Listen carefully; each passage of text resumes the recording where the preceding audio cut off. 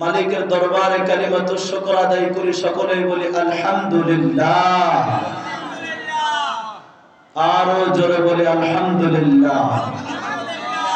মুসলমানের আওয়াজ বেঈমান বাতিলের জন্য একটা আতঙ্ক, কথা বলেন ঠিক না বেঠিক?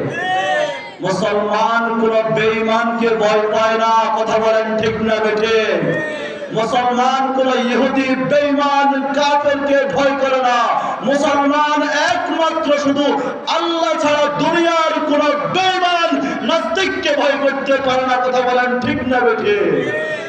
মুসলমানের আওয়াজ বেঈমানের জন্য একটা আতঙ্ক। মুসলমান জীবন দিতে তৈয়ার, মুসলমান রক্ত দিতে তৈয়ার, মুসলমান ফাঁসির মঞ্চে যাইতে তৈয়ার। কোন বেঈমানের কাছে মাথা নত করতে মুসলমান পারে না, কথা বলেন ঠিক না বেঠিক? এজন্য মুসলমানের আওয়াজ হতে হবে সিংহের মতো, কথা বলেন ঠিক না বেঠিক?